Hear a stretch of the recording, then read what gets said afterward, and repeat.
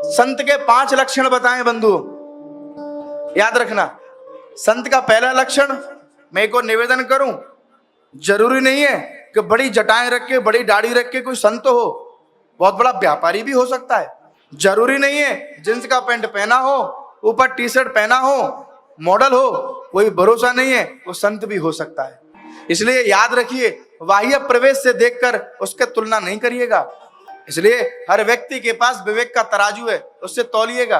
पहला बताया तितिक्षवा, मां जिस किसी की कोई इच्छा ना हो उसे संत कहते हैं। अच्छा, तितिक्षवा। और मां दूसरा कारुणिका, करुणा में हो, करुणा में हो। संत के पास जब भी जाओगे तब एक ही आशीर्वाद निकलेगा, भैया तेरो मंगल हो, भैया तेरो मंगल हो, भैया तेरो मंगल हो। संसार वाले थोड़े विपरीत होते हैं, ऊपर से देंगे तेरो मंगल हो, अंदर से कहें तेरो दिवालिया हो। हाँ, संसार बड़ा विचित्र है। बाहर से तो कह रहा है अपने मोड़े से, भैया तेरी खूब बड़ी बिल्डिंग बन जाए, तेरी खूब जय जयकार हो, अंदर ही अंदर कह रहा है मजा तो तब आए तू सड़क पर आ जाए। संसार बड़ा विचित्र है। एक व्यक्ति रो रहा था, उसने पूछा रोता क्यों है? बोले तू हंस रहा है। तो तू हंसेगा कब? बोले तू रो तब मैं हंसूंगा। ये संसार है। मां कारुणिका, करुणा में हो। संत के पास जाओ तो करुणा झलके। छोटा सा अबोध बालक घूमता हुआ चला आए, घूमता हुआ चला आए, उसके वस्त्र गंदे हो, कुछ भी हो, माँ ये भान भी नहीं करेगी।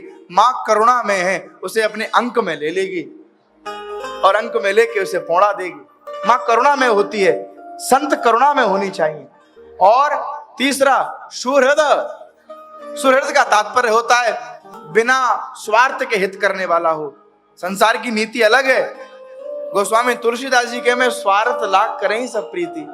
संसार की दशा विचित्र है।